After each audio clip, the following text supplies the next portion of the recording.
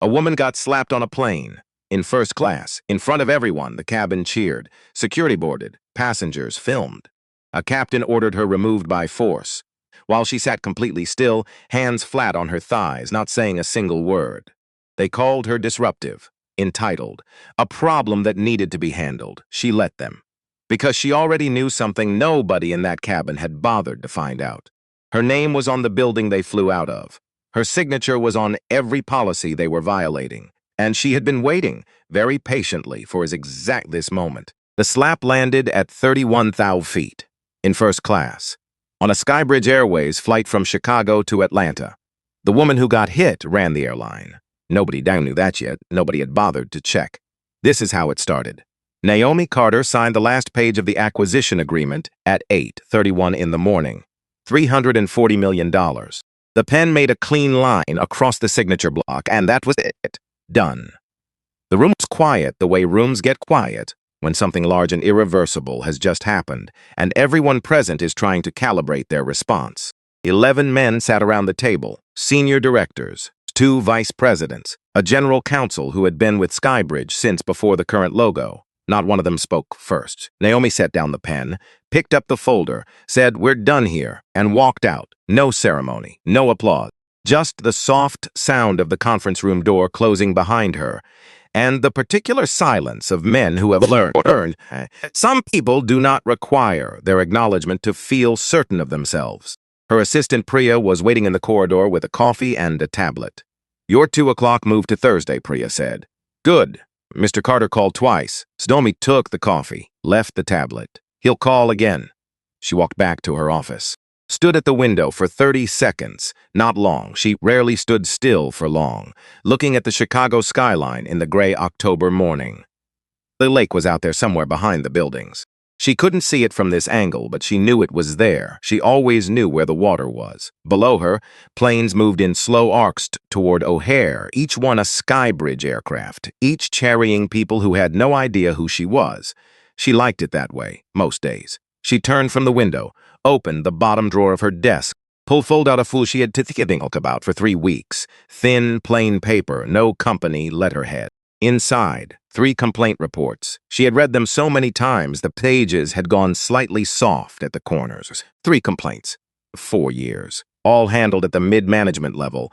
All resolved with what the internal system called service recovery measures, which was the company's language for this month. Haney's changed hands. Paperwork was filed. And no one above a certain pay grade was ever required to know. She knew now because a junior analyst had sent her the files by mistake. Wrong email address, wrong Naomi.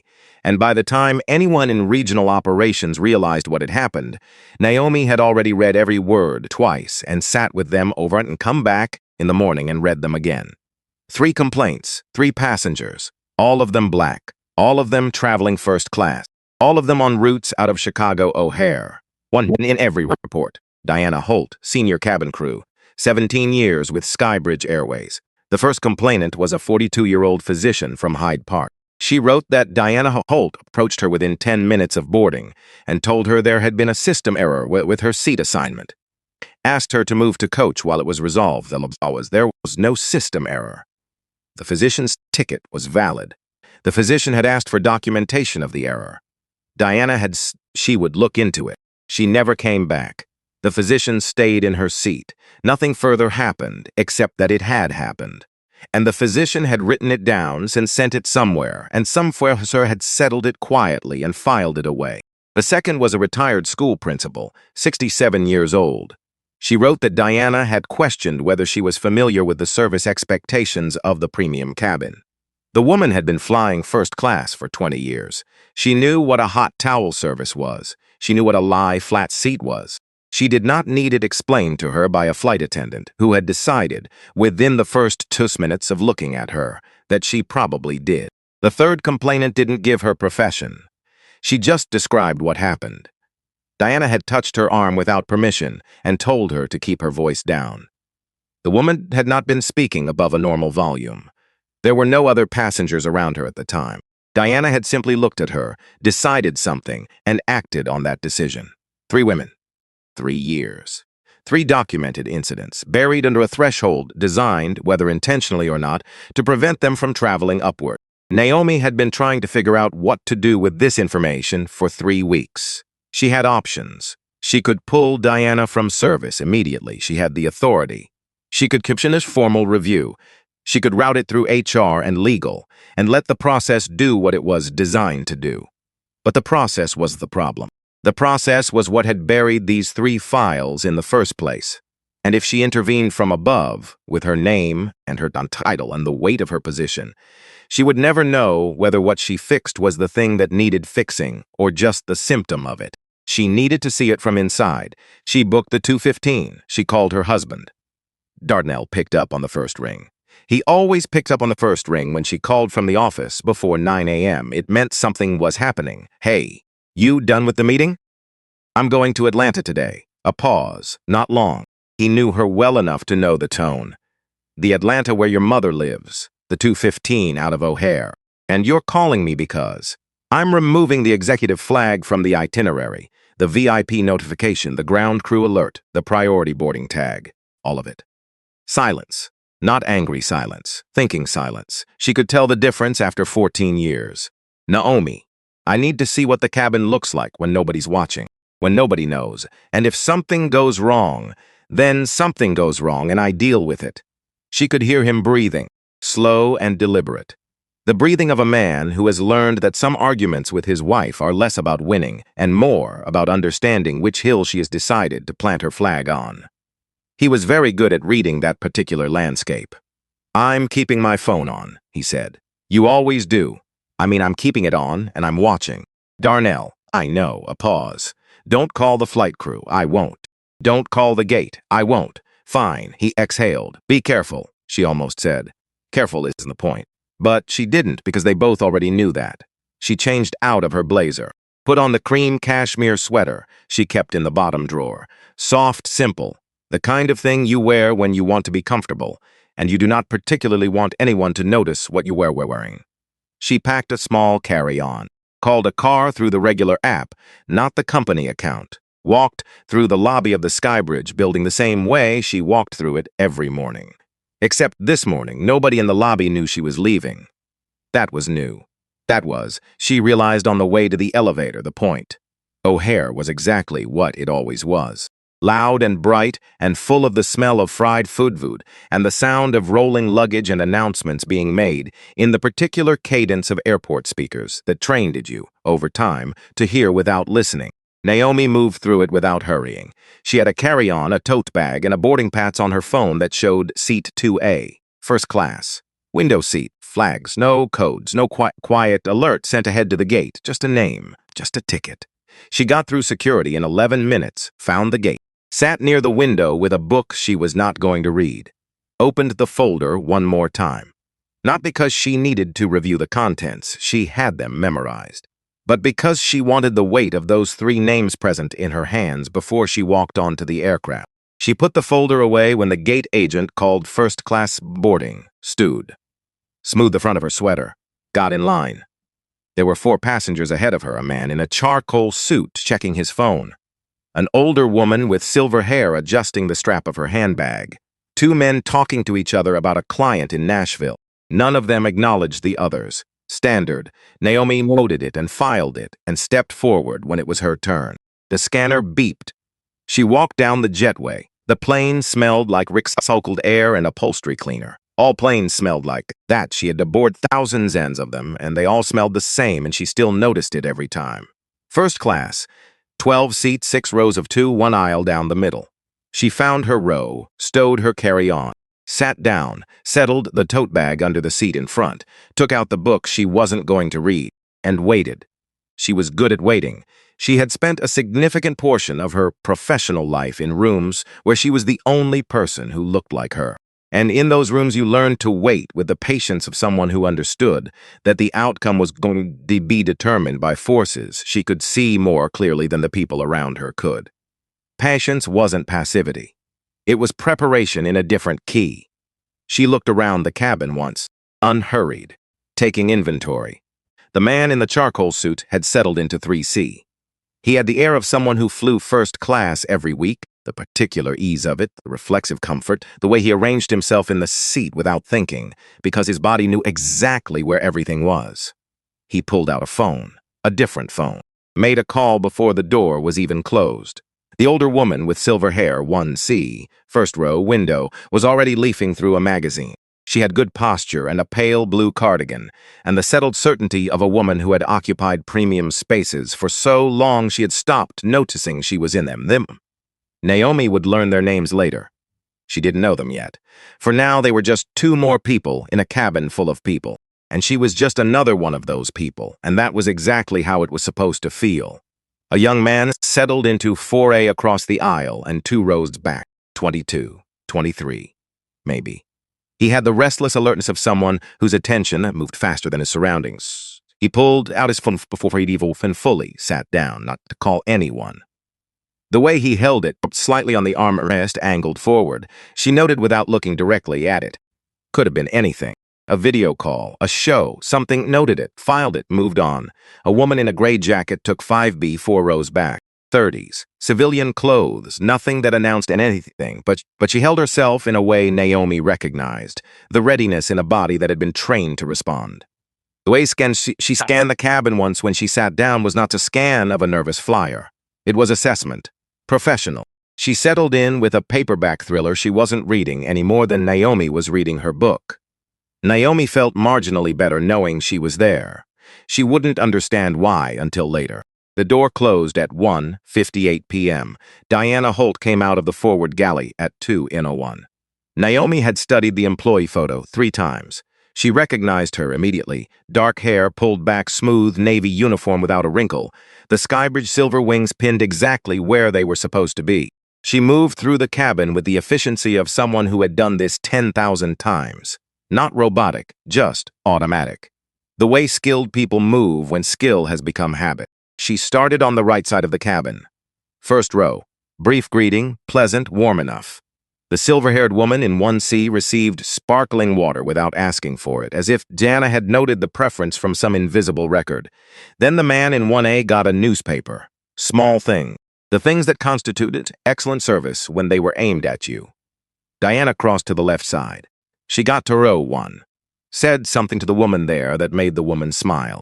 Then she moved down, row 2. Diana stopped, diet at Naomi. Not a long look. 3 seconds, maybe. The particular pause of someone doing a calculation they don't want to show they're doing. Good afternoon, Diana said. Good afternoon, can I see your boarding pass? Naomi looked up from the book. She kept her voice even. I scanned it at the gate. Of course. We sometimes do a secondary verification on pre-SIEM seats. Diana's smile held. Practiced and precise. Just to make sure everything's in order. Naomi looked at her for a moment. Then she unlocked her phone and held up the boarding pass. Diana glanced at it. One look. Perfect. Thank you. She moved on. Naomi watched her go. Secondary verification. She had been the director of operations of this airline for 2 years. She had signed off on every revision of the cabin crew service manual in that time. There was no secondary verification policy. There had never been a secondary verification policy. It wasn't a thing. But Diana had said it with the absolute confidence of someone who expected not to be questioned, who had learned over a long career that if you say a thinking with enough authority, most people accept it and move on. Data point 1. The plane pushed back at 2:09 p.m. Taxied, lifted off at 2:20. The seatbelt sign clicked off 12 minutes into the flight, and the cabin settled into the mid-flight rhythm she knew well. Laptops opening, drinks being poured, the low ambient sound of engines and air. Diana came through with the drink cart. She stopped at every row. The charcoal suit man in 3C got a bourbon without being asked, or maybe he asked. Naomi was watching from the front and couldn't hear. The silver-haired woman in 1C held up her empty sparkling water, and Diana exchanged it smoothly, no pause, as if the whole exchange had been choreographed. She got to row 2, set a glass of water on Naomi's tray table, did not make eye contact, did not offer a menu, did not say anything, moved on to row 3. Naomi sat with the glass of water and the absence of on offer, and the particular feeling of someone who has just been shown, very precisely and very efficiently, what kind of service was going to be available to her on this flight. Data point 2. She drank the water, read 3 pages of the book, did not raise her hand again. 14 minutes later, the man across the aisle fumbled his overhead bin. He had been trying to rearrange something, a briefcase wedged in at the wrong angle, and when the latch gave, the bag swung out and down toward the woman seated beside him. It was going to hit her on the shoulder. Naomi reaches up, one hand. Clean catch. She settled the bag back into the bin and closed the latch. The man exhaled. "Oh God, I'm so sorry. It's fine," she said. It was fine. 2 seconds, she sat back down. Diana appeared from the galley. Too fast. She hadn't been watching the drink cart. She'd been watching the cabin. Specifically, Naomi understood in the moment Diana appeared, she'd been watching Seat 2A. "Ma'am." Diana's voice had the pleasant surface of someone who had learned to sound reasonable while doing unreasonable things. "I need to ask you to remain seated during service." Naomi looked at her. A bag was going to fall on someone. "I understand, but for passenger safety, I could egg that was going to fall." Then I sat down. That's what happened. Diana's smile did not move. That was the tell. A real smile responds to what's happening around it. This one was fixed. It was a mask that had been arranged to look like a smile. "Of course," Diana said. "I just want to make sure everyone's comfortable." She walked away. Behind Naomi, the man in 3C made a sound, not quite a word. A sound of the kind that means, yes, exactly, that's right, good. The silver-haired woman in row 1 glanced back over her shoulder. A brief look. Her expression gave nothing away. She returned to her magazine, and in 4A, across the aisle, the young man's phone shifted angle, slightly, just enough to widen the frame. Naomi noted it, and this time she didn't file it away. She kept it present, because she was beginning to understand that the young man in 4A might matter before this flight was over. 22 minutes passed. The cabin had that particular mid-flight stillness, not peaceful exactly, but settled. Two soldiers toward the back were asleep. The man in charcoal had opened his laptop as the silver-haired woman had finished her magazine and was looking out the window. Naomi asked for a second glass of water. Diana set it down, started to turn away. Naomi said, quietly enough that only Diana could hear, "Is there a problem with my seat?" Diana turned back. Her expression changed. Naomi saw it, a quick recalibration, something moving behind the professional surface. Not surprise, not caught off guard, something more specific than either of those things. Recognition. The look of someone who has done something they expected to get away with and is now realizing they are being seen doing it. "Excuse me," Diana said. "My seat. You've asked for my boarding pass twice. You asked me to stay seated when I caught something that was going to fall on another passenger. I'm asking if there's a specific problem I should know about." Diana's voice dropped, not angry, flat, the specific flatness of controlled contempt. "Women like you don't usually fly in seats like this." The engines kept running. Someone in the back row shifted in their seat. The cabin held its ordinary sound. And Naomi sat with those 7 words landing in her chest, the way the 3 complaint files had landed 3 weeks ago. With weight, with recognition, with the sick clarity of something you already knew being said out loud. "Women like you." She sat still for 3 seconds. 4, long enough to make sure that when she spoke, it came from somewhere below the immediate somewhere steadier. Then she says that the same volume Diana had used, quite enough that it was just the 2 of them. "You've done this before." Diana blinked. The mask slipped for exactly half a second. Then it came back. She straightened, smoothed the front of her uniform jacket, turned toward the galley. "Captain Marsh. Code yellow in first class. Passenger is non-compliant, requesting ground security." The intercom crackled. "Copy that. Ground crew on standby." In 4A, Kendrick Ossie stopped moving entirely. He had the whole thing, the whole exchange, the low words he hadn't been able to hear clearly, the body language he had caught clearly, and now the radio call that framed everything that had come before it. His viewer count was at 1,400. He looked at what he'd been about to caption, deleted it, looked at Naomi. She was sitting with her hands flat on her thighs, back straight, face neutral, the stillness of someone who has made a decision and is now living inside it. He looked at his phone again, at the comments section moving faster than he could read it. He looked back at Naomi. He left the caption blank and kept recording. Captain Elliot Marsh came out of the forward galley at 2:53 p.m., 53 years old, gray at the temples. The bearing of a man who had been in charge of large things for a long time and had made peace with that in a particular way, not arrogant, exactly, but certain. Certainty was its own kind of arrogance when it wasn't earned fresh each time. He looked at Diana first, then at Naomi, then at Diana again. Diana gave him the version. Quick, professional, everything in the right order. Passenger disrupted this morning. Refused crew instructions. Became verbally aggressive. Required crew intervention for cabin safety. Marsh nodded once, turned to Naomi. Ma'am, I need you to gather your belongings. Stack statistics here written on policy Aussie authorizing removal of a passenger without verification of the complaint. Marsh blinked. This isn't a policy discussion. Then what is it? A request. Voluntary compliance makes this easier. Easier, Naomi said. Just the word. Held up to the light. Ma'am, my ticket is valid. I have not violated any federal aviation regulation. I have not been given one specific reason for this request. She kept her voice even, conversational, the voice she used in board meetings when she wanted people to hear the precision under the calm. Your flight attendant struck me. Those are the facts as they have occurred. That's a serious allegation. Yes, Naomi said. It is. It's also what happened. Something moved across Marsh's face, not doubt. Something smaller than doubt. The first crack in the certainty. He covered it immediately. Diana. Call for security. Diana went to the galley, and Marsh stood in the aisle and waited for the world to agree with him. It had always agreed with him before. That was the thing about authority that went unchecked for long enough. You stopped remembering that agreement wasn't the same as being right. They felt identical from the inside. The man in 3C had ended his call. He was listening now. He leaned slightly toward the aisle, not quite participating, not quite withdrawing. The posture of a man who wants to be adjacent to authority without being responsible for it. Captain, he said, loudly, I have a connection in Atlanta, a client meeting at 5:30. I understand there are protocols, but, sir, Marsh said, please stay in your seat. The man sat back, exhaled through his nose, a sound that was not quite a sigh. The silver-haired woman in 1C put down her magazine. She looked back at Naomi, looked at her properly for the first time since boarding. Not the brief sideways check of someone noting another presence. An actual look. The kind that takes in details and starts reluctantly to assemble them into a picture that contradicts what you originally assumed. She put the magazine down and not back up again. In 4A, Kendrick's viewer count had passed 3,800. He was not narrating.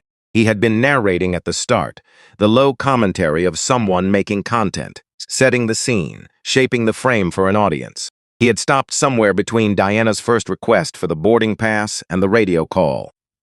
He wasn't sure exactly when. He just became aware at some point that he had stopped talking and was only watching. The comments were changing. He could see them moving at the bottom of his screen. The early ones, the ones he was embarrassed by now, the ones that had assumed without knowing, those were already buried under what was coming in now. Different questions, different observations. People watching the same thing he was watching and starting to see what he was starting to see. He read them for 30 seconds. Then he looked at Naomi. She was still sitting with her hands flat on her thighs. Not tense. He would have been tense. He was tense and it wasn't even happening to him, but settled into herself in a way he couldn't quite name. Like someone who had made peace with the next hour before it started. He thought about the caption he'd started. He thought about what he was actually witnessing. He typed one line and posted it, not a caption for the content, just a statement of where he was. I started this assuming I knew what was happening. I was wrong. Watch. Naomi did not see it. She didn't have his stream open. She was sitting in seat 2A watching the galley door and thinking about 3 women who had sat in seats like this one and written things down and sent them somewhere and waited. She thought about what she owed them. She thought about what she owed the next person who would sit here. The galley door opened. Diana came back with the posture of someone who had gone somewhere to reload. She stood in the aisle beside Naomi's row and spoke at a volume calibrated for the cabin. Not the full cabin, just enough of the rows that mattered. Ma'am, several passengers have expressed concern about your behavior since boarding. I'd like to address this before we begin our descent. Your behavior. The framing so practiced it came out smooth. A complaint reframed as concern. An aggressor reframed as a manager of other people's discomfort. Naomi had read about this in the complaint files. Not described in those terms, the women who had written the reports didn't have the clinical language for it, but she could see its shape in what they had described. Diana was good at this. She had been doing it for 17 years, and no one had ever named it to her face. I asked if there was a problem with my seat, Naomi said.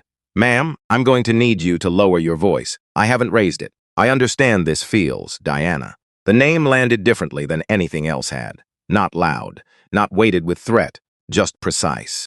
The use of someone's actual name in a moment of conflict is a particular kind of acknowledgement. I see you. Specifically, I know who you are. This conversation is not abstract. Diana stopped.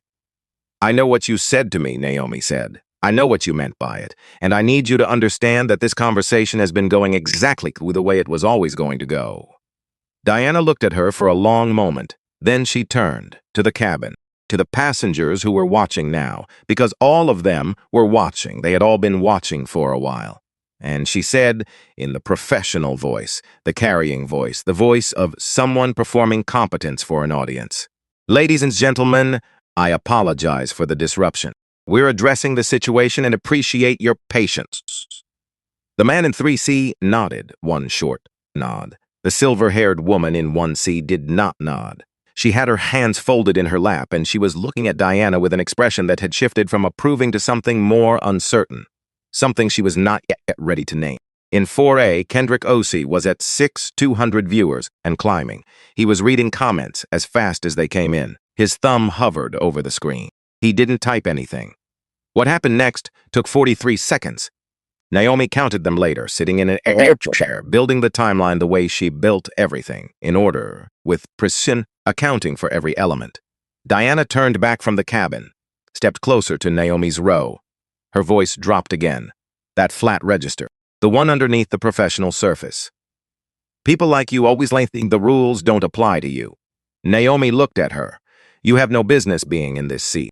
The air in the cabin changed, not dramatically. The engines kept running, the ventilation kept humming, but something shifted the way air shifts just before weather arrives. Naomi started to respond, and Diana Holt's right hand moved, open palm, across Naomi's cheek. The sound of it was wrong in the recycled air, too close, too real. The kind of sound that belongs in certain places, and commercial aircraft at altitude are not among them. The cabin went completely silent.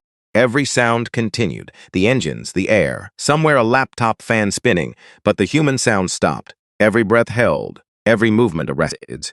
Naomi's head had moved with the impact. She brought it back slowly. She looked at Diana, not with shock, not with tears, with something that was harder to look at than either of those things. The face of a woman who has just seen a theory, confirmed in the most direct possible way, who had carried 3 files for 3 weeks and boarded a flight to answer a question, and had just received the answer with more clarity than she had anticipated. She did not make a sound. She sat for 4 full seconds.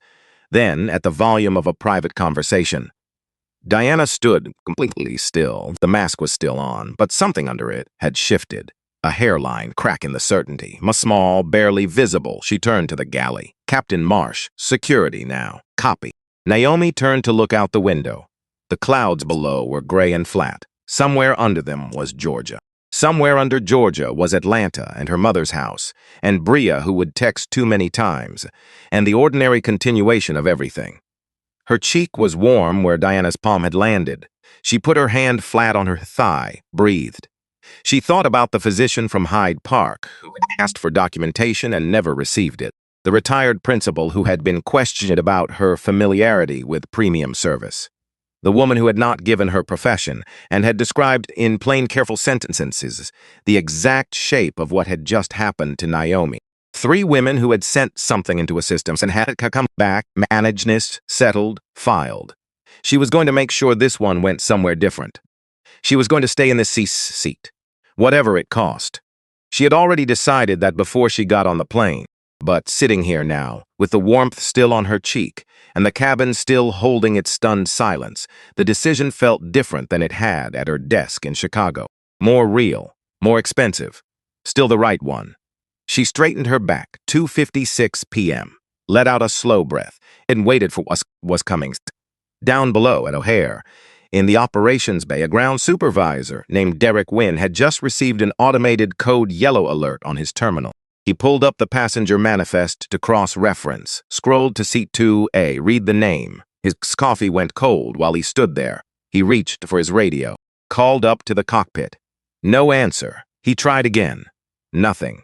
The plane was already in the air. He knew that. He had touched to push back from 17 minutes ago. He had been in this operations bay the whole time, and the plane was in the air, and there was nothing he could do about what had already happened on it. But there was something he could do about what was going to happen when it landed. He picked up his jacket, started moving. He was going to Atlanta. Captain Elliot Marsh stood in the aisle like a man who had already decided. That was the thing about him. Not cruel, not stupid. He was neither of those things, and it would be too easy to say he was. He was something more specific and more dangerous than either. He was a man who had been trusted with large machines and large responsibilities for so long that trust had curdled into something that looked identical from the outside, but felt completely different from the inside. It felt like, I don't need to ask. 22 years flying commercial, 11 years on the Chicago-Atlanta corridor. He had seen passenger incidents of every variety, and he had developed over that time a taxonomy for them. A way of reading a situation fast and acting on the read. It was a useful skill. It had served him well. The problem with useful skills is that you stop examining them. He looked at Diana. Diana gave him the version. Quick, clean, professional. Passenger disruptive since boarding. Refused crew instructions. Required physical intervention for cabin safety. Marsh nodded once. Turned to Naomi. Ma'am, I need you to gather your belongings. I'd like to see the written policy authorizing passenger removal without independent verification of the complaint. Marsh blinked, just once. This isn't a policy discussion. Then what is it? Not a question.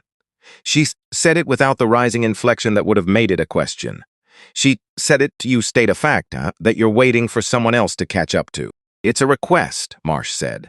Voluntary compliance makes this easier for everyone. Easier. She held the word for a moment, just the word. The way you hold something up to the light to show someone what's actually in it. My ticket is valid. I haven't violated any federal aviation regulation. I have not received one specific reason for this request. She kept her voice at the same level it had been since the beginning. Conversational, even. The kind of voice that gets quieter the more important the thing being said. Your flight attendant struck me across the face. Those are the facts. That's a serious allegation. Yes, it is. It's also what happened. Something moved across Chimi's face. Something small. The first hairline fracture in the certainty. He covered it fast. Men like Marsh always covered it fast. But it had been there. Diana, he said. Call it in. Diana went to the galley. Marsh stood in the aisle, waiting for the world to arrange itself the way it always had. He had been standing in aisles and issuing instructions for 22 years, and the world had consistently arranged itself accordingly. He had no particular reason to believe this dim would be different. That was the problem. Stuart Gaines in 3C had been half listening. He was a man who half listened to things that didn't concern him and fully listened to things that did. And the line between those categories had been determined over his 57 years, primarily by whether something was going to affect his schedule. Captain. He kept his voice moderate, the voice of a reasonable man making a reasonable observation. We're looking at a delay here. I have a 5:30 in Atlanta. Client's been waiting 2 weeks this meeting, and if I miss my connection... Sir, Marsh said it without looking at him. Please remain seated. Gaines spat back. Exhaled through his nose. That particular exhale that is technically not a sigh but functions as one in every practical sense. He looked at the back of Naomi's seat, then at his watch, then at his phone. He had heard what said to Naomi. Not the first time. That was too low, too private. But enough of it, the shape of it. And there was a feeling that had started somewhere around his collarbone when he heard it. And he had been managing that feeling for the last 12 minutes by thinking about his 5:30, which was easier to think about than the feeling. He looked at his watch again. The silver-haired woman in 1C, whose name Naomi did not yet know was Evelyn Hare, had put her magazine down. She had done it slowly, the way you set something down when you're not yet ready to acknowledge why you're setting it down. She had her hands folded in her lap. She was looking at the back of Naomi's seat. She was 74 years old. She had been flying first class since 1987. She had, in that time, developed very specific ideas about what this cabin looked like and who belonged in it. And those ideas had lived inside her so long that she had stopped examining them. They had become furniture, background, part of the architecture of how she moved through the world. She was looking at the back of Naomi's seat, and she was doing something she hadn't done in a long time. She was examining the furniture, Reese Okafor had not moved from 5B. She was running the calculation. She had been running it since Diana made the radio call. The calculation was not simple. It involved the specific and limited scope of an air marshal's authority on a commercial aircraft, the chain of command that placed a captain above her in Attendant, the FAA directive as she had memorized during training, and the places where those directives left room for interpretation. And underneath all of it, the thing she kept pushing to the side and kept having to push back because it wouldn't stay. Her own reading of what she had been watching for the last 40 minutes. The passenger in 2A had not been disruptive. Reese had been watching. That was her job. The passenger in 2A had been sitting in her assigned seat, reading a book, asking for water, catching a bag that was going to fall on someone. Normal things, human things, the kind of things that happened in first-class cabins 100 times a flight. What had not been normal was the way the cabin crew had responded to them. Reese pushed the calculation to its conclusion. She stood up. The two ground security officers came through the forward galley door at 3:01 p.m. They had the particular body language of people who had been briefed from one angle and were proceeding accordingly. Professional, purposeful, aimed. The lead officer was in his early 40s, built for the job. His partner stood slightly back, younger, doing the thing new people do in uncertain situations, which is let the senior person set the pace and match it. "Ma'am," the lead officer said, looking at Naomi. "We've been asked to assist with a voluntary deplaning." "I'm not deplaning voluntarily. Ma'am, I have a valid first-class ticket in seat 2A. I have not violated any federal aviation regulation. The complaint against me has not been verified by a single independent source." She was not raising her voice. She was not crying. She was stating facts in the same order she always stated facts, which was the order that made them hardest to dismiss. "I'm asking you to do your job correctly." The lead officer looked at Marsh. Marsh looked at Diana, who had come back from the galley. Diana looked at Naomi. This was the shape of it. This was the exact shape of how it had worked 3 times before, with 3 other women. And it had worked because nobody in the chain had stopped to ask the question. The question was very simple. It was, "Did you check?" Reese stepped forward. Air Marshal Reese Okafor. She showed her credentials, held them long enough for the lead officer to read them, for Marsh to read them, for Diana to understand what she was looking at. "I'm requesting a temporary hold on this removal pending independent verification of the passenger's ticket. That's standard protocol under FAA Directive 720. 3 for disputed identity cases where physical contact has been alleged between crew and passenger." Marsh's jaw tightened. "Marshal Okafor, you're aware of the chain of command on a commercial aircraft." "I am. The captain's assessment. The captain's assessment is based entirely on the cabin crew's report. No independent verification has been done." Reese kept her voice level. This was the thing she had been trained to do, maintain the professional register even when, especially when. Everything in her was tells her that what was happening in front of her was wrong. "Captain, I'm asking you to take 60 seconds to run this passenger's ticket through the verification system before we proceed." The cabin was listening. Gaines had stopped looking at his watch. Evelyn Hare had unfolded her hands. In 4A, Kendrick Osie's viewer count was at 18,000, and the comment section had shifted so completely from its starting point that he had stopped reading it in real time, because reading it felt secondary to watching what was happening 5 feet in front of him. Marsh looked at Reese, looked at Diana. "Diana, is the passenger's ticket showing any irregularities in the system?" Diana's expression held perfectly.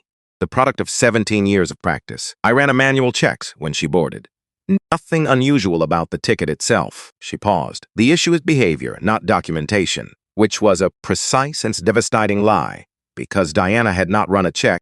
She had looked at the ticket, seen a name, made a decision, and moved forward. But Diana had said things like this before, and they had always been received as fact. And System 6000 had never provided anyone with the tools to check the statement against the reality. Marsh turned back to Reese. "Senior crew has confirmed ticket validity. We proceed." Reese held her position for 2 more seconds. The 2 seconds of a person who exactly is where the edge of her authority is and is standing right at it. Then she stepped back. Not because she agreed, because the box she was in had a specific shape, and she had just found all 4 walls. She looked at Naomi. Naomi looked back, the look of two people who understand exactly what just happened, who see the same shape of the same thing, who are both in this moment inside a system that has just declined its clearest opportunity to correct itself. Naomi turned back to the window. She was very still. This was the discipline, not the anger. The anger was present, had been present since Diana's palm hit her face, would be present for a long time afterward. But the discipline is this. You do not let them make it about your reaction. You do not give anyone in this cabin permission to look at you and see the thing they're already ready to see. You give them nothing but the facts of your behavior, which are: you got on a plane with a valid bid ticket. You sat in your assigned C seat. You have not raised your voice once. Stay still. She stayed still. Stuart Gaines was not looking at his watch anymore. He was looking at the back of Naomi's seat and doing something that felt unfamiliar and uncomfortable, which was reconsidering a position he had already taken. He had made a sound earlier, that exhale, that half sigh, that had been a kind of endorsement. He had felt at the time that it was a reasonable response to an unreasonable delay. He was now re-examining whether reasonable was the right word for what he had done. The feeling in his collarbone had moved. It was in his chest now, a different quality of discomfort than the kind that comes from a delayed flight. He had a son, 22 years old. In Atlanta, actually, his son lived in Atlanta, had moved there 2 years ago. And they talked on the phone, saw each other, which was more than they had talked when Gaines was traveling 4 days a week, and his son was in high school, trying to get his attention. His son, who had a particular way of asking questions that made Gaines feel like he was being measured against a standard he hadn't been informed of. He pushed the thought away. He was good at pushing thoughts away. It was a skill that had served him well in boardrooms and client dinners, and thus specific concept of meeting where you needed to get something done without getting sentimental about it. He looked at his phone. His son had texted 20 minutes ago. He hadn't opened it. He opened it now. It said, "Dad, are you on a Skybridge flight right now?"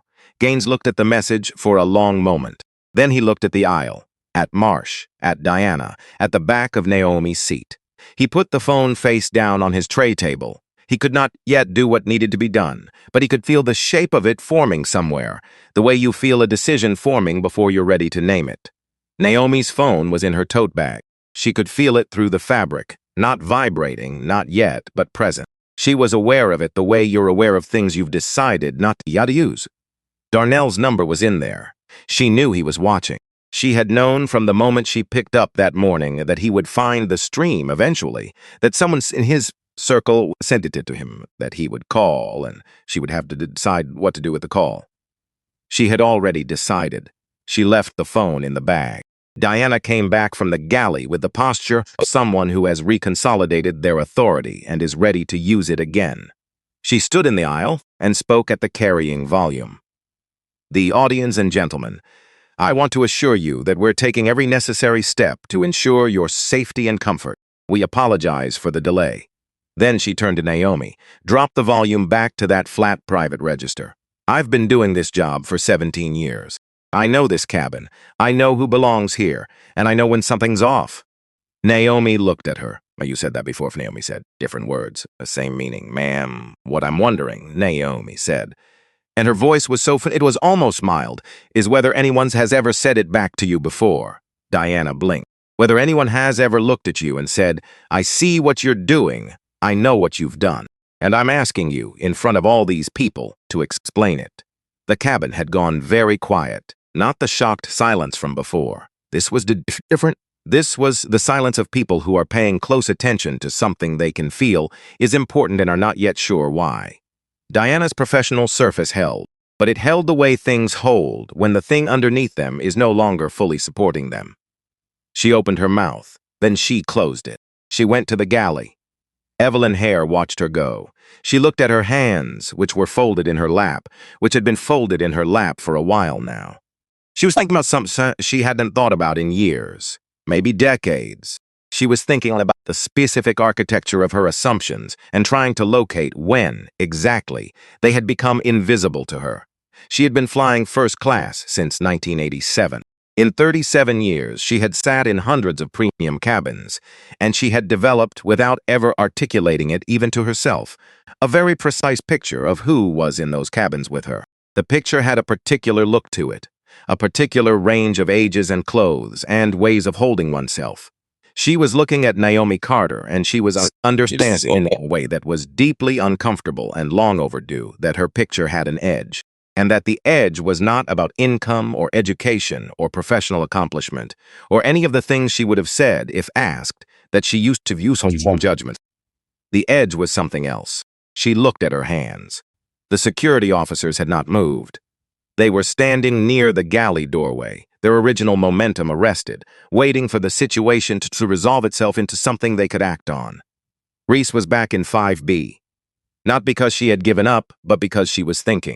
She was thinking about the 3 times in her career she had followed protocol exactly as written and been bothered afterward by the result, and the 2 times she had deviated from it and been bothered in a different way. She was thinking about which kind of being bothered she was going to have to live with from this particular false.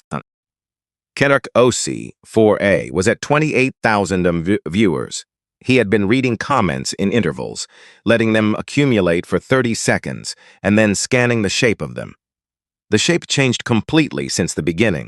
What had started as one kind of commentary had become something else entirely, and he was part of that shift. He had contributed to it. But he was also aware that he had contributed to the thing that came before the shift, too. He opened his drafts. The caption he'd written at the start, the one he hadn't sent, was still there. First class Karen, lol. Sitting in the drafts folder like an artifact, a small record of where he had started. He looked at it for a long time. He did not delete it. He wasn't sure why. He just left it there and opened a new text field and typed, not as a caption, not for the stream, just because he needed to put it somewhere. I was so sure. That's the thing. I was completely sure. He didn't post it, just kept it in the notes. 1,000 viewers. The comments section had people asking questions now. Real questions. Not the quick reaction comments from the beginning. Questions that meant people were watching carefully and starting to build their own picture of what was happening. The galley door opened. Diana came back. She had been in there 4 minutes. When she appeared, her expression was composed and her shoulders were straight, and she had whatever she had gone in there to get. Whether that was resolve or justification, or simply the armor of someone who had been doing something too long to easily stop, Naomi couldn't tell from where she was sitting. Diana stopped in the aisle. "I want to make a statement to the cabin," she said, loudly. Clearly the audience voice. Marsh looked at her. "Diana, I need to make this clear." She turned to the passengers, to Evelyn, to Gaines, to the other passengers who had been watching with varying degrees of discomfort for the last 30 minutes. This passenger struck me when I approached her about a complaint from other passengers. I was physically assaulted while performing my duties. This statement it. And then something happened that Diana had not planned for. Because Kendrick OC was at 28,000 viewers, and he had the entire exchange on video from 2:01 p.m. onward, and his 6% had people who had been watching the whole time, and the comment section erupted immediately with a single overwhelming message. That's not what happened. He read it. He read 40 versions of it in 4 seconds. His stomach dropped. He looked up from the phone. He looked at Diana. He looked back at the phone. He pressed the button that pinned a comment to the top of the stream. The comment said, "I have the full video from the beginning. The passenger did not strike the crew member. The crew member struck the passenger. I recorded it." The viewer count jumped. 31, 37. Evelyn Hare had turned in her seat. She was looking at Diana with an expression that had finished its long, slow transformation. It was not the expression she had been wearing at the beginning of the flight. That one had been approval. This one was something very different. "That's not accurate," Evelyn said. Diana looked at her. "I beg your, I was sitting here. I watched what happened." Evelyn's voice was steady, not combative, just clear. The particular clarity of someone who unconfidently decided that sauces is not the right choice. "The passenger did not strike you." Diana's face went very still. Gaines looked up from his phone. Marsh looked at Evelyn, then at Diana, then back at Evelyn as if he was recalibrating something he had assumed was fixed. The lead security officer cleared his throat, looked at his partner, something passing between them without words, the particular communication of 2 professionals who are both having the same doubt at the same time. Reese Okafor stood up again. "Captain Marsh."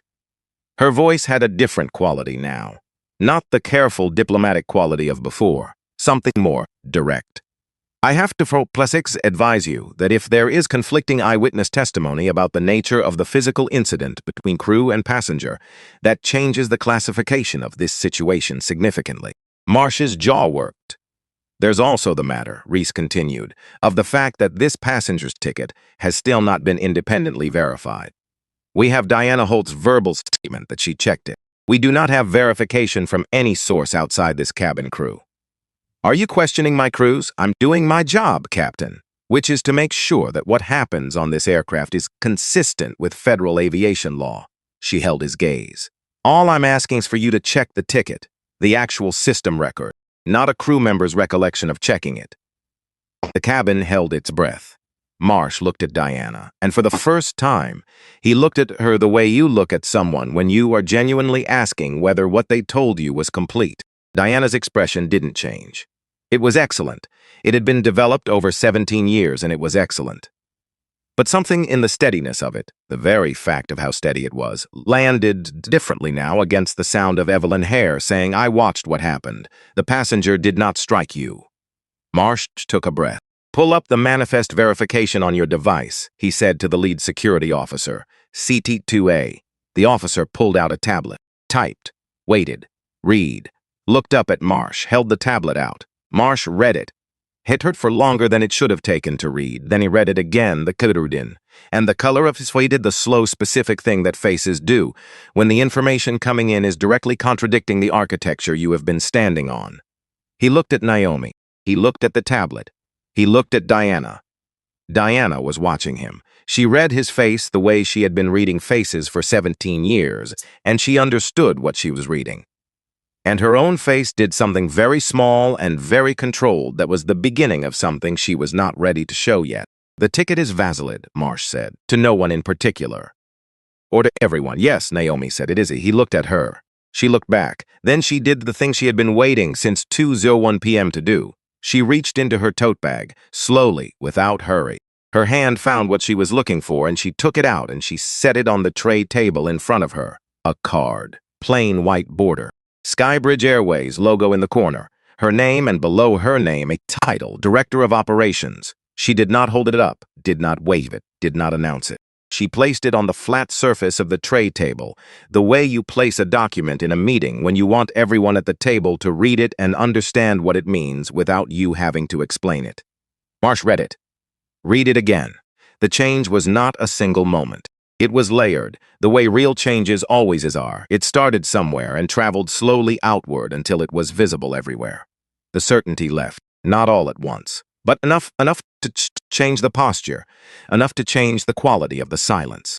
Naomi looked at him and said, in the same voice she had used for everything, I didn't want to use this. I wanted to see whether this aircraft would handle a passenger complaint the way our policy says it should, whether anyone would verify my ticket before escalating, whether anyone would ask a single question before calling security on a woman who had done nothing wrong. She let that sit. Nobody did. The card was on the tray table between them. I want everyone in this cabin to understand something. She didn't raise her voice. She didn't need to. That card is not why this should stop. My ticket was valid. I broke no rule. I did not harm anyone. That should have been enough. From the first minute. She looked at Marsh directly. It should have been enough without the card. The cabin was quiet in a way it had not been quiet before. Not the silence of shock. The silence of comprehension. People absorbing something that was changing the shape of what they understood about the last 45 minutes. Gaines was looking at the card. He was thinking about his son's text. Dad, are you on a Skybridge flight right now? He was thinking about the sound Diana's voice had made when she called Naomi ma'am in that particular way. He was thinking about the exhale he had made, the half sigh, the sound of him endorsing something without looking at it. He had not looked at it. Evelyn Hare had her hands in her lap. She was thinking about 37 years. Kendrick was at 41,000 viewers, and the comment section had reached a velocity that made individual comments invisible. Just motion. Just the blur of a lot of people having a lot of reactions at the same time. He looked at his drafts. First class Karen Olol. He looked at the card on Naomi's tray table. He looked at Naomi. Then he picked up his phone and opened the caption field and typed a single line and posted it and put the phone back on the armrest. It said, "I started this recording because I thought I knew what was happening. I was completely wrong. I want you to see exactly how wrong I was. Full video from the start, not deleting anything." Marsh set the tablet down. He looked at Diana. Something in the look had changed. "Go to the galley," he said. Diana didn't move immediately. The pause was a second long, maybe two. The pause of someone who has been certain for 17 years and is encountering, for the first time, the real cost of that certainty. Elliot, Diana. He said her name the way Naomi had said it. That specific use of it. Galley, now. She went. The security ceased back. Their purpose had dissolved. They were still in the cabin, but they were no longer aimed at anything, and they knew it. Reese once walked to Naomi's row. She didn't sit down. She stood in the aisle, and she said at a normal volume, "Mrs. Carter, I want to formally note that I requested verification before this escalated, and that request was denied. I should have pushed harder." Naomi looked at her. "You did what you could within your authority. It wasn't enough. No, even. Accurate. It wasn't." Reese accepted that. She reached into her jacket pocket and pulled out a card of her own, held it out. Naomi took it. "If you need anything from the air marshal side when this lands," Reese said. "Testimony, documentation, whatever you need. Thank you." Reese stepped back. Gaines cleared his throat. He had been building to something for 15 minutes, and the thing had finally built to the point where it needed to come out, or it was going to calcify into the kind of comforting thing that sits in your chest for cheer. He leaned forward slightly. "Mrs. Carter." Naomi turned. He looked like he was choosing words with unusual care. For a man who spoke in boardrooms for a living, the care was conspicuous. "I made sounds during this. Earlier." He paused. "Sounds that indicated I agreed with what was happening. I didn't look at what I was agreeing with. I just agreed." Another pause. That was wrong. It wasn't enough. They both knew it wasn't enough. An observation about a failure is not the same as an apology for it. But it was real. Whatever it was real. "I know," Naomi said. "I'm going to miss my meeting." She waited. "I rescheduled it a few minutes ago."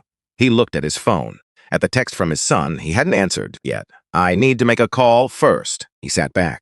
He picked up the phone. He opened his son's telext. He started typing. Evelyn Hare turned in her seat. This had been coming for 30 minutes. She had been watching the thing build in herself the way you watch weather build, so slowly at first, then all at once. "Mrs. Carter," she said. Naomi turned to look at her. Evelyn's face had the look of someone handling something they now understand is sharp. "I says something when this started. Under my breath, but I said it." She stopped. Tried again. "I've been flying first class for 37 years. I've had a picture in my mind all that time of who belongs in these seats. I never examined the picture." She met Naomi's eyes. "I was wrong. About the picture. About what I said. About staying quiet for as long as I did." 3 words came after. Simple. Without qualification. "I was wrong." Naomi looked at her for a long moment. "Yes," Naomi said, "you were. Not warm, not cruel, just true. The specific truth of someone who is not in the business of making people feel bad about things that should have felt bad." Evelyn absorbed it. She did not look away. The galley door opened. Diana Holt came out. She had been in there 11 minutes. When she appeared, she was not what Amy had expected. Not composed, not defensive, not carrying the professional armor back out with her. She looked like someone who had been in a small room with themselves for 11 minutes and had found the experience more than they had planned for. She stopped in the aisle. She looked at Naomi. She said, "I've done this before." The cabin went quiet in a new way. Not exactly this, but the assumption. The secondary check that wasn't a check. The questions about whether someone understood the service expectations. She was not looking at Marsh, not at the security officers, just at Naomi. 3 times in 4 years, and every time it was handled. Filed and settled and handled, and not once. She stopped, swallowed. Not once did anyone look at me and say, "Diana, what you are doing is wrong." The words landed in the quiet cabin and stood there. Not a justification. She did not say it like a justification. She said it like what it was, a confession and an accusation at the same time. A confession about her own actions, and an accusation against the received those actions, and said in its silence that they were acceptable. Gaines had stopped typing. Evelyn Hare had both hands flat on her armrests. Kendrick was not reading the come-out sections. He was watching Diana. He was recording Diana saying the things she was saying in real time in front of 40-something thousand people because he had kept the camera rolling and the camera had been there for all of it. Naomi looked at Diana for a long time. Something complex was happening in her chest. Not forgiveness, she wasn't there, and she didn't know if she was going to get there. Not satisfaction, which she would have expected, and which wasn't what she felt at all. Something harder to name. The feeling of watching a thing finally after years of being managed in the dark. The feeling of, yes, that is the thing. I know, Naomi said. And then, it should have been said a long time ago. Diana nodded, once, small. Naomi's phone vibrated in her tote bag. She still reached in without looking at it, felt the shape of the phone. Knew before she looked what she was going to see. She looked anyway. Darnell. She held the phone. She looked at his name on the screen. She thought about what he was watching on whatever screen he was sitting in front of. She thought about 47,000 people watching the same thing. She thought about the 3 women who would hear about this eventually, and would understand when they did that their complaints mattered even when the system had treated them like they hadn't. She looked at his name for 4 full seconds. Then she picked up. Darnell, Naomi, his voice, just her name, and she could hear everything in it, the 3 hours of watching, the controlled restraint of a man who had agreed to stay out of it and was finding that promise harder to keep with every passing minute. Are you okay? I'm okay. A pause. Long enough to mean something. Do you need me to? No. 1 beat, he said. And that was all, 1 word. The word of a man who had made a promise and keeping it even now, even watching this, because she had asked him to and he trusted her enough to do it. I'll see you in Atlanta, she said. I'll be there. She ended the call. Put the phone face down on her thigh. Looked out the window. The clouds below had changed. They were breaking up over Georgia, coming apart into patches, and through the gaps she could see the ground coming. Red clay soil, green flatland. The particular color of the South in late October. Atlanta was down there. The ordinary continuation of everything was down there. But first, this. First, the last part of this. She turned back to the cabin.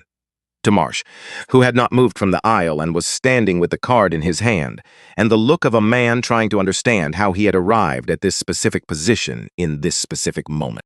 To the security officers who were waiting for something to do. To Reese, who was back in 5B with the professional stillness that was not relaxation. To Evelyn Hare, with her hands flat on the armrests. To Gaines on his phone. To Kendrick, still recording, still quiet, still there. She did not give a speech. She was not going to give a speech. She just looked at the cabin. All of it, the whole picture. And she said, at the same level as everything else, the next person who sits in this C-seat deserves to have their ticket checked. She turned back to the window. Below her, Atlanta was getting closer. And somewhere in a booking system, the name Derek Wynn appeared on a flight from O'Hare to Hartsfield-Jackson. Upon departing 3:15 p.m., arriving 5:42. He had gotten on a plane. He was coming with a notepad and 3 complaint files and the specific guilt of a man who had known something and had not said it in time. He would land 25 minutes after this flight. He would have things to say. The wheels touched down at 5:17 p.m. That was the official time, logged in the flight system, recorded in the data. The moment Skybridge Flight 214 from Chicago O'Hare made contact with the runway at Hartsfield-Jackson Atlanta International Airport, 41 minutes behind schedule. 41 minutes. In the operational language Naomi used every day, 41 minutes was a number that would appear in a report on someone's desk by tomorrow morning. Delay minutes. Schedule impact. Downstream effects on connecting flights. Crew positioning. Gate availability. Someone would run the numbers and produce a document, and the document would be filed. There was no document for the other thing, no metric for what it cost to sit in a seat for 2 hours and 22 minutes and be required, by your own principles, not to move. No column in any spreadsheet she had ever seen for the specific weight of staying still, while the world arranged itself around the story it had already decided to tell about you. She had stayed in the seat. The plane rolled toward the gate. The normal sounds returned, the seatbelt sign clicking off, bins openings, the shuffle and gather of people resuming their regular lives, as if the last hour was something you could fold up, put away. Carry off the plane in your hand luggage and deal with later or not at all. Some of them could do that. She couldn't. She stayed seated while others stood, not performing patience, just not ready yet. She needed one more minute in this seat with the Atlanta tarmac visible through the scratched oval window before she became the person who had to deal with what came next. Because what came next was going to be considerable. Reese Okafor stayed in 5B. She wasn't going anywhere until the investigators came aboard. That was her job now, and she understood its shape precisely. Kendrick Osee had stopped live streaming about 20 minutes before landing. He had ended it without announcement. No sign-off.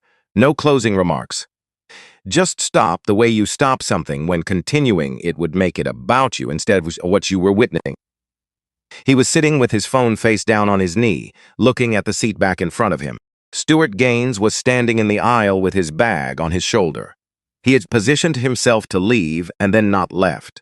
He was looking at his phone, not typing, just looking at the screen the way people look at things they're still in the process of incident.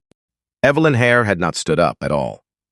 The investigators came on board at 5:31 p.m. Two of them, the FAA badges, the particular energy of people who had been briefed on the way over and were now doing what they had been briefed to do.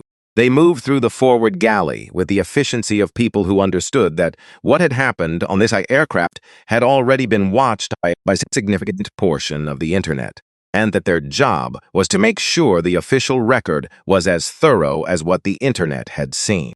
They went to Reese first. She handed over her written account, 4 pages, completed during the descent in the small, controlled handwriting of someone to document things exactly as they happened.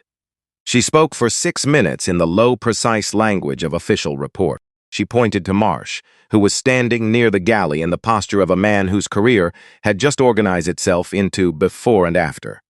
They went to Marsh. He answered what they asked. Short sentences. Cooperative in the specific way people become cooperative when the alternative is measurably worse.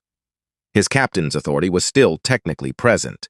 He was still the captain of this aircraft until formally relieved, but it sat differently on him now, like a coat that no longer fit. They went to the galley. Diana Holt was on the jump seat. She had been there since Marsh sent her back. When the investigators appeared in the doorway, she looked up at them with an expression that Naomi, watching from 2A, could only describe as depleted, not frightened, not defiant, depleted. The way people look when they have been holding something up for a very long time and have finally been told or shown that they can put it down, even if putting it down costs everything, even if the ground it lands on is the wreckage of 17 years. She answered their questions, all of them. Naomi could tell from the body language, from the posture of the investigators and the steadiness of Diana's responses, that she was not hedging.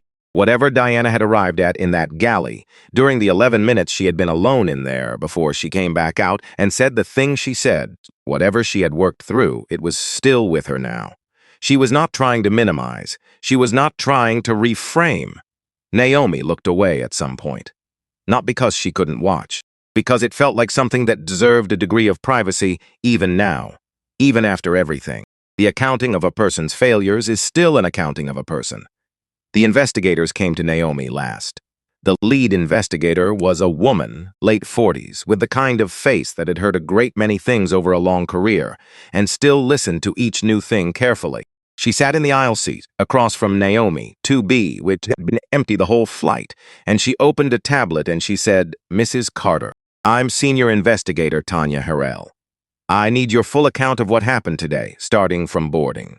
"All of it?" "All of it," Naomi told it. From the beginning.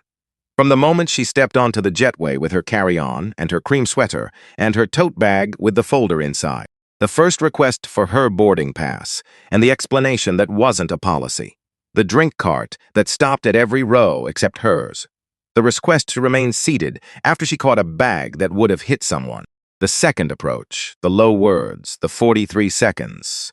The sound of it, the warmth on her cheek that had been there since. She told it without inflection, without the emotional apparatus that the situation would have warranted. Not because she didn't feel it, she felt all of it, had been feeling it for 2 hours and 22 minutes, but because the facts were the story, and the facts needed to be told in a way that left no room for interpretation about whether they were facts. Investigator Harrell wrote it all down when Naomi finished. The investigator looked at her for a moment. Professional. Direct. "Mrs. Carter, You had the employee ID in your bag from the time you boarded. You had the authority to end this situation much earlier. Can you help me understand why you waited? Naomi had known this question was coming. She had been thinking about how to answer it since somewhere over Tennessee, constructing the answer in the careful way she constructed everything, starting with what was true. Finding the shortest line between the truth and a version of it that someone else could follow. Because I needed to know whether the system would work without it, she said. 3 women filed complaints with my company about this specific crew member over a period of 4 years. All 3 had valid tickets. All 3 had done nothing wrong. Their complaints were processed and settled and closed at the regional management level. Nobody at the executive level was ever asked to account for why. She paused. I run that company. Those files should have reached me. They didn't. I needed to understand what that looked like from the inside before I tried to fix it from the outside. Investigator Harrell wrote it down, and she looked up. And now you understand. Now I understand. They took Diana off the plane at 5:49 p.m. She walked past Naomi's row on the way to the jetway, not in handcuffs that came later, in the terminal, after the formal processing. But the investigators were on either side of her, and the meaning of the arrangement was clear. She walked past without stopping. 1 step, 2 steps. Then she stopped. She did not turn around. She stood facing the jetway door with the investigators beside her, and she said to the forward bulkhead, to the space in front of her, I heard what you said to the cabin about the next person in that seat. Naomi waited. I hope they do better than me. A pause. Small. I hope I would have done better if someone had said it to me earlier. She walked out. Naomi watched the spaces where she had been.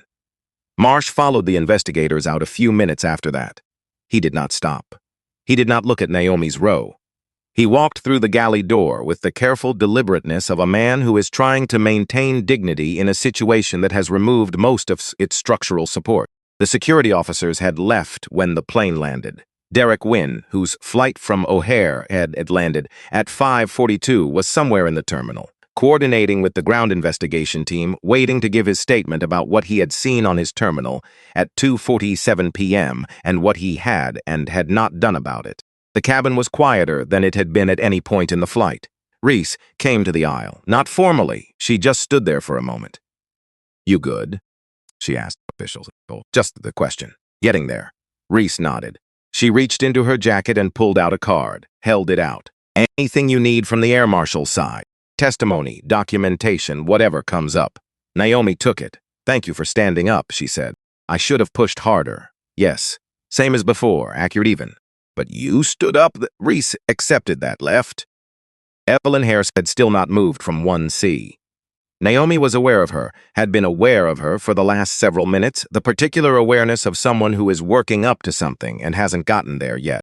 There is a specific quality of stillness in a person who is about to speak that is different from the stillness of a person who has decided not to. Evelyn had the first kind. She turned in her seat. She lay me with the face of someone who has spent the last hour taking apart something they built a long time ago and is not yet sure what to do with the pieces. Mrs. Carter. Her voice was steady, quiet, not the performance of steadiness. Actually steady, the way old things are steady that have been through a great deal. I've been sitting here since before you boarded, and I've been thinking. She stopped, tried again. I've been wrong before, in the ordinary way that people are wrong, small things corrected and moved on from. But this is a different kind of wrong. She held Naomi's gaze. I supported what was being done to you, not because I knew what was happening, because I didn't look. I had a picture of this cabin, and of who belongs in it, and I've had that picture for 37 years, and I never once examined it. I just had it. Naomi waited. I was wrong to have it. I was wrong to act on it. And I was wrong to stay quiet for as long as I did once I started to understand what I was actually seeing. She said it cleanly, without the qualifications people usually reach for, without the buts and the howevers and the contextualizations that are really just ways of distributing responsibility so thinly it disappears. Naomi looked at her. Yes, Naomi said. All of that is true. Evelyn absorbed it. She did not flinch from it. She sat with it the way you sit it with something you have decided you are going to carry honestly rather than set down and walk away from. I know, she said. That was it. That was all she said. And it was, in its way, more than Naomi had expected. Not forgiveness, not absolution, but something real. The acknowledgement of someone at 74 old deciding it was not too late to look at the furniture. Kendrick Osei was the last passenger in the cabin. He had stayed through all of it. The investigators, Diana's departure, the slow emptying of the cabin as other passengers collected their things and filed out with the mix of relief and guilt that characterized people who had witnessed something they hadn't handled well and were now being released from its immediate presence. He stood up eventually, came up the aisle, stopped level with her row, 22 years old. She could see it more clearly now than she had during the flight. The youth of him, the specific uncertainty of someone who is in the process of figuring out which version of themselves they are going to be, and has just had a significant piece of information delivered about that question. I have a platform, he said. Not huge, but something. About 80,000 followers before today. He paused. More now, probably. Naomi looked at him. I'm going to post the full video, the whole thing from the beginning. He held her gaze, including the captions I was drafting at the start, the ones I didn't send. I want people to see where I started. Why? He thought about it for a moment. Not performing the thinking, actually doing it. Because people need to see the before. Not just the resolution. The before is the part that matters. The beforeful is most people are, most of the time, and they need to see someone who was in that place and was wrong about it. He shifted his bag. If I clean up my version of this, I'm not being honest about what it actually looked like to be me on this flight, and I don't think I get to do that. Naomi considered him. There are 3 women, she said. They filed complaints with my company about incidents on flights like this one. Their names are in the investigation record now. They may want to speak eventually. She paused. If they do, they might benefit from a platform that already has context for what they experienced. Kendrick was quiet for a moment. Yeah, he said, I'll make space for that. Whatever they need, good. He stood there for another second, something else there, something he wasn't sure was his to say. Then, I'm sorry I started the way I did. Naomi looked at him. Learn from it, she said. He nodded, left. She was alone in the cabin. For 3 minutes, which she tracked out of habit, she sat in seat 2A and did nothing, did not reach for her phone, did not open her bag, did not begin the mental construction of Monday morning that she could feel waiting at the edge of her attentions like a room full of things that needed to be addressed. She sat. The plane was quiet in the way, our quiet a gate when they're empty, not peaceful exactly, but settled. The ordinary sounds of the airport came in full muffled and diffused through the walls of the aircraft. A ground crew working somewhere. The ventilation system. The low vibration of machinery that had no awareness of yet had inside a particular tube of pressurized air in the last 2.5 hours. She looked out the window. The Atlanta sky was the particular color of late afternoon in October, a warm gray, the light fading at the edges, the kind of light she associated with arriving places. With the specific feeling of a journey reaching its end, she thought about 3 women. The physician from Hyde Park who had asked for documentation and received silence. The retired principal who had been questioned about her familiarity with as if 20 years of first-class travel was not documentation enough. The woman who had not given her profession, who had simply described what happened in plain sentences, in the careful language of someone who knew they were writing something down for the record. Those 3 women had sent something into a system that was supposed to respond.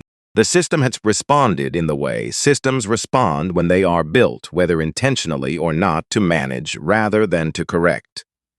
It had taken their words and their experiences and their money and had filed them where they would not travel upward and would not require anyone with real authority to look at them. Those women did not know she was on this flight today. They did not know that their complaints, buried, settled, closed, had been the reason she bought this ticket, had been the thing she was thinking about when she took off the blazer and put on the cream sweater and called a regular car and walked through the lobby of her own building like someone who didn't work there. She owed them something. She was not sure yet what the right shape of it was. That was a problem to solve on Monday with the right people in the right room. But the debt was real, and she was going to carry it until she had paid it. She picked up her bag, stood up from seat 2A, walked out. The terminal was considerably louder than the cabin had been. She was aware of it before she was fully through the jetway, the particular density of noise and attention that had gathered around the story of Flight 214. News crews, phones held up, her name being said in the ambient noise of the space in the way names are said when something has happened, and the name is the event. A Skybridge communications associate appeared at her elbow. Young, female, holding a tablet with the slightly desperate focus of someone who has been waiting in an airport for an hour and a half for this specific person to walk off a specific plane. Mrs. Carter, I'm Denise from Communications. We have a Denise Holloway, Naomi said. You've been with the comms team for 2 years. Denise blinked. Yes, ma'am. Walk with me. They walked through the terminal, past the news cameras that Naomi did not stop for, through the gate area and into the corridor beyond. Naomi set the pace, and Denise matched it. Where's Darnell? Conference room B17. He asked me to bring you there before. How long has he been here? About 45 minutes, he chartered. Denise paused. He flew down on one of the company's small aircraft, left O'Hare at approximately 3:30, which meant he had chartered the plane at approximately 3:15, which was, she did the math, roughly 20 minutes after Kendrick's live stream crossed 30,000 viewers and the story became undeniable. He had watched long enough to understand what was happening. And then instead of calling the cockpit or flagging the system or doing any of the things he had technically been told not to do, he had gotten on a plane. He had kept his word about not intervening. He had not kept his word about staying in Chicago. She almost smiled. The press statement, she said, being drafted now. Mr. Carter has reviewed a first version. He's waiting for your input before anything goes out. No language about isolated incidents, no language about regrettable, nothing that makes this smaller than it is. She walked faster. I want the facts stated plainly. I want an acknowledgement that internal complaint records show prior incidents involving the same crew member that were not properly escalated. And I want the word systemic somewhere that means it. Denise was typing on her tablet without breaking stride. Got it. One more thing. The 3 complaint files from regional management, I need them on my desk Monday morning. Original documents, all 3, with settlement paperwork attached. Not summaries, the originals. Denise looked up briefly from the tablet. They've been in the regional system since 2021, she said carefully.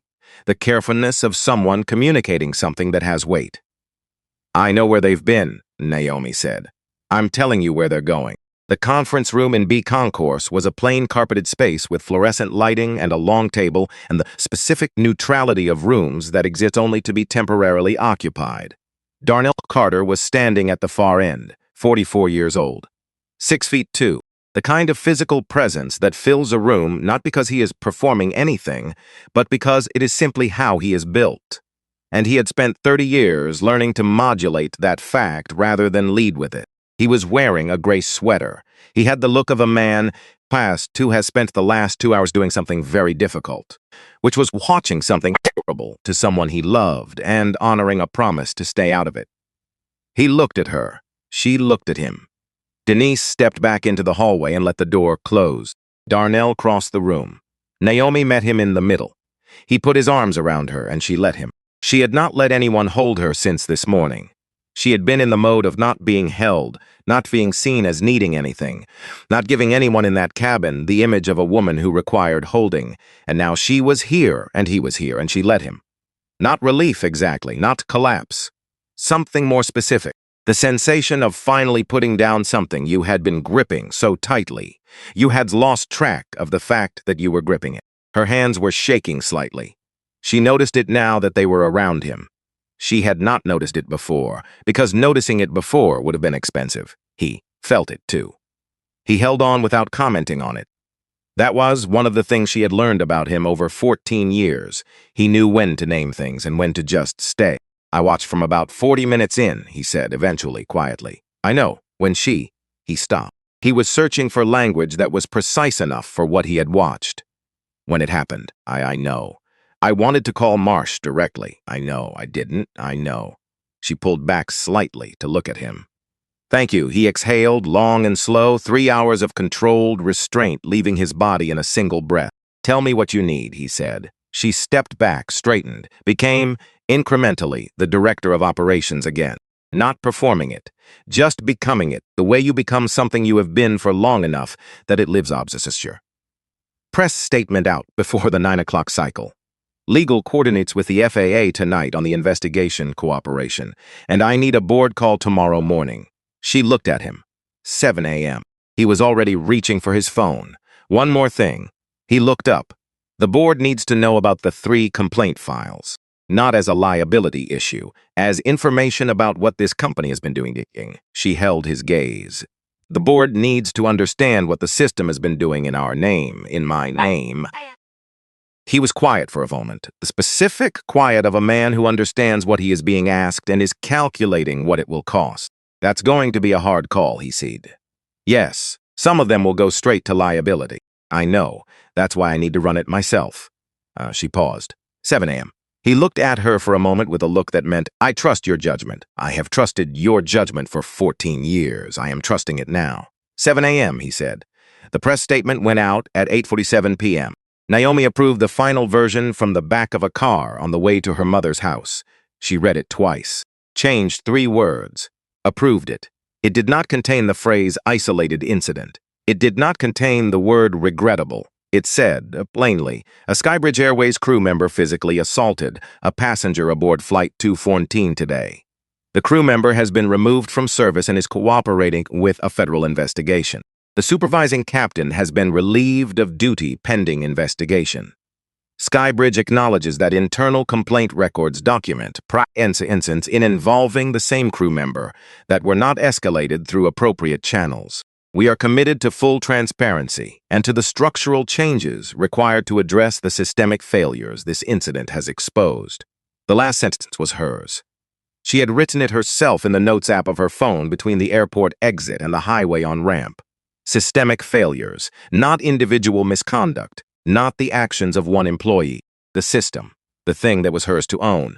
The board call was at 7 a.m., her mother's guest room, a yellow legal pad, 3 pages of notes she had written between midnight and 3 a.m. when sleep had not come, and she had stopped pretending it was going to. 8 board members, 1 conference line, 2 attorneys listening in without speaking unless spoken to. She told them what had happened. Not the parts the press statement had covered.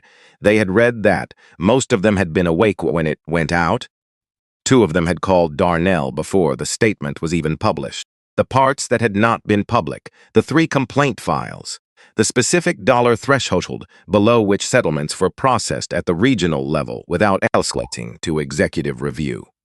The names of the managers who had signed off, the mechanism, exact, functional, operating exactly as designed, that had prevented this information from reaching the director of operations, that had prevented it from reaching her. The settlement amounts suggest the regional process handled these appropriately, said one board member. Finance background. She had expected this. Under the regional process, Naomi said, keeping her voice even, 3 women experienced harm on our aircraft. They reported it. They were compensated. The crew member continued working.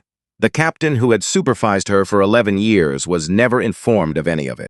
And when the same crew member repeated the same behavior yesterday, no one on that aircraft, not the captain, not the air marshal, not the ground supervisor who knew who I was and couldn't reach anyone by phone, had any record of what had come before.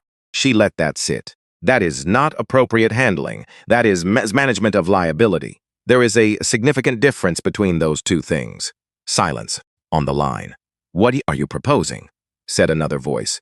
She had been building this since somewhere over Tennessee, drafting it in the way she drafted everything, in full, in order, starting with the problem and ending with the mechanism. 3 components, she said. First, no passenger removal under any circumstances without independent ticket verification from a source outside the reporting crew member. A separate system. Gate record, booking system, ground operations, any independent source that is not the person initiating the complaint. This is not a complex change. It requires a protocol update and a training cycle. She turned a page. Second, all complaints involve physical contact, discriminatory language, or crew-initiated escalation to security are automatically elevated to Director of Operations review within 48 hours. No dollar threshold exemption for these categories. No settlement authority at the regional level for incidents in this classification. She paused. Third, a passenger advocacy office, independent from operations and from legal, reporting directly to this board, staffed by external reviewers who are not Skybridge employees, with authority to reopen settled complaints when new information indicates a pattern. The finance board member said, "The third piece creates significant exposure. The exposure already exists," Naomi said. 3 creme de dame of harm on our aircraft. The exposure is there whether we acknowledge it or not. What the advocacy office does is ensure we find the pattern before the next incident finds it for us. She let that land, or before the incident after that. The oldest board member had been on the board through 3 leadership transitions, rarely spoke in full board calls, spoke now, said, "Is this because of yesterday, or because you've been thinking about it?" "Both," Naomi said. "I found the files 6 weeks ago. I should have moved faster. Yesterday made the cost of moving slowly concrete." Another board member.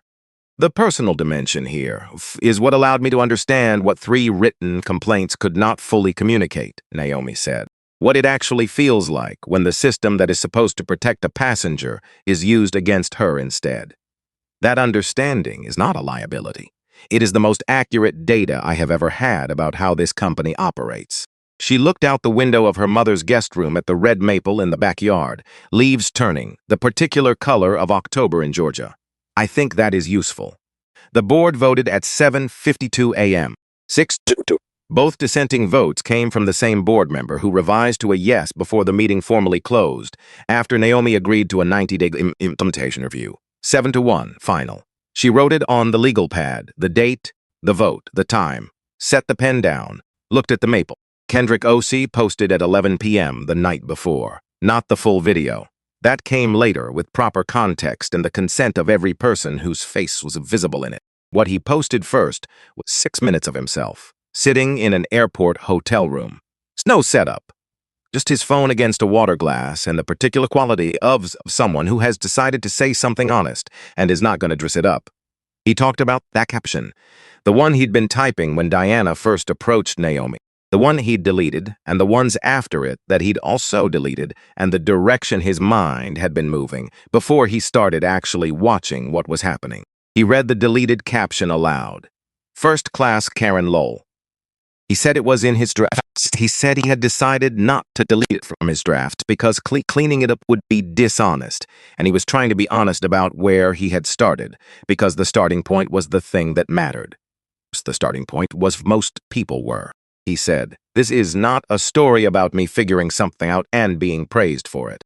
This is what it looked like to be wrong and to keep watching and to understand incrementally that you were wrong."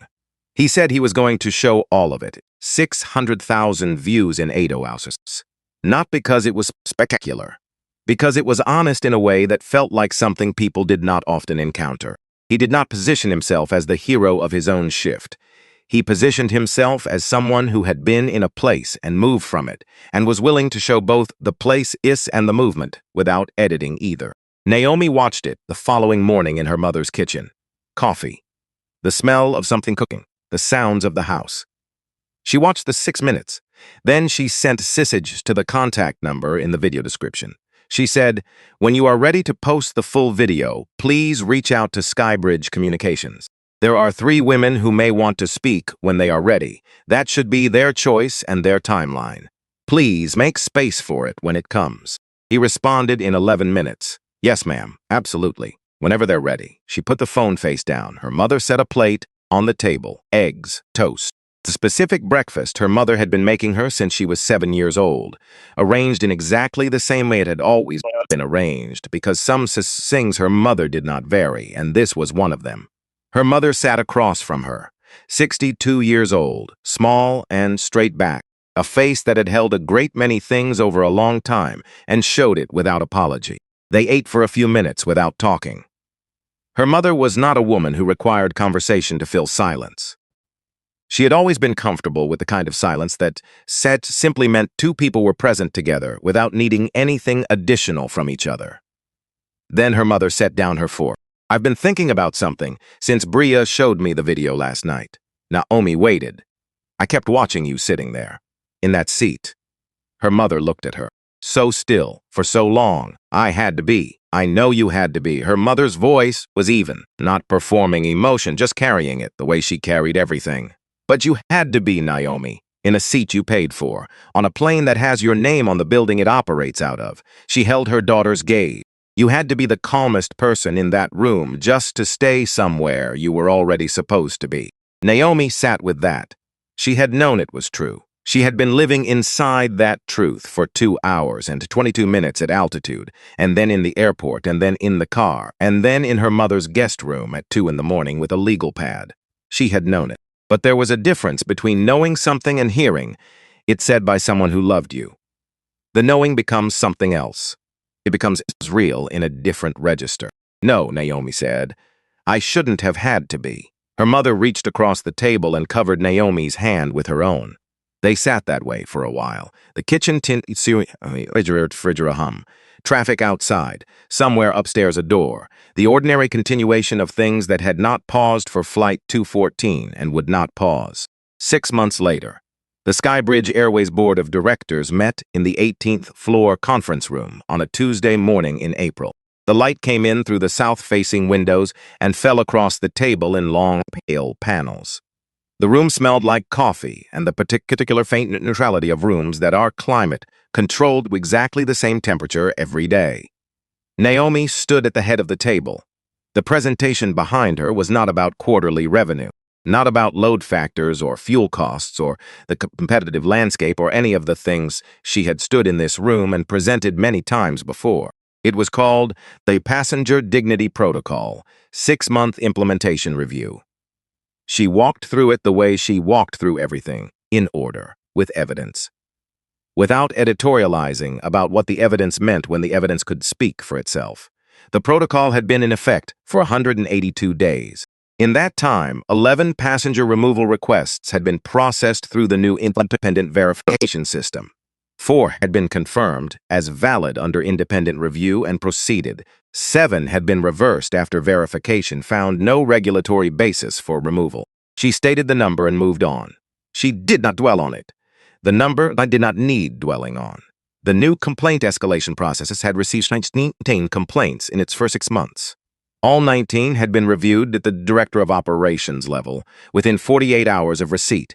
6 had resulted in crew retraining programs. 2 had resulted in formal disciplinary proceedings. 1 remained under active investigation. The Passenger Advocacy Office, operating with 3 external reviewers contracted from outside the company, had been formally established in February. In its first 4 months, it had reviewed 14 historical complaints that had been settled at the regional level under the previous threshold system. Up 14s. 6 had been reopened and were in active review. 6 complaints. 6 files. 6 people who had sent something to the system and received money and silence and a closed case number. Those cases were not closed anymore, she said clearly. These complaints were not resolved when we settled them, she said. They were managed. Resolution requires accountability and structural change.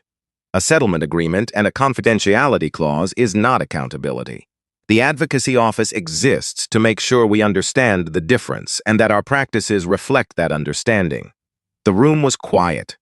She turned to the last element of the presentation, a single question. Black text on a white slide. She had written it 3 weeks ago and had not changed a word. If the system works correctly for someone who looks like the Director of Operations, does it work correctly for everyone else? She let them read it. She did not answer it for them. That was not the point of the question. The point of the question was the sitting with it. The understanding, the honest answer examined cells without the instinct toward institutional self-protection that was the natural gravity of a boardroom was probably not. Not yet. Perhaps not for a long time. But that the distance between what the system was and what it should be was now visible and named, and being worked on by people whose job it was to keep working on it after this meeting ended. The finance board member, who had been the most resistant in January, looked at the question for a long time. Then, what does correctly look like, in practical terms? Naomi looked at him.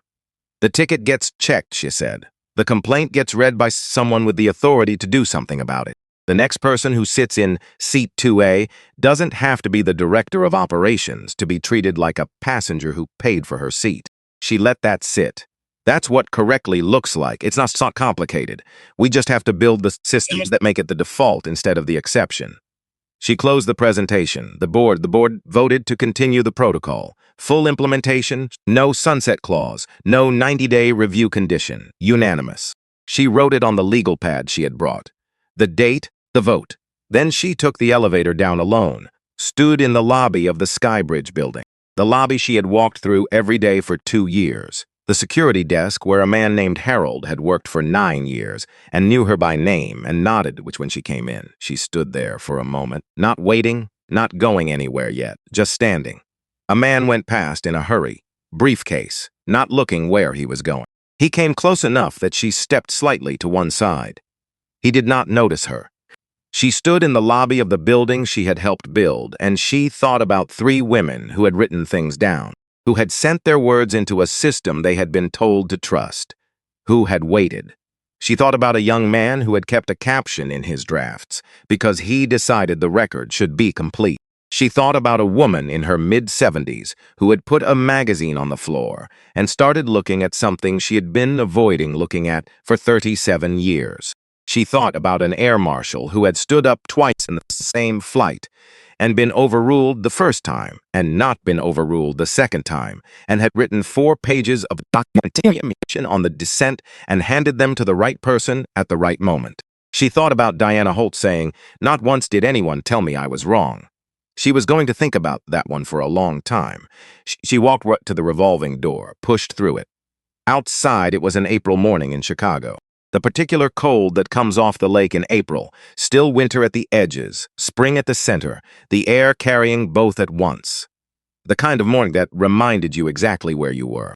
She stood on the sidewalk, looked up. Somewhere above her, audible but not visible, an aircraft was moving through the low gray sky.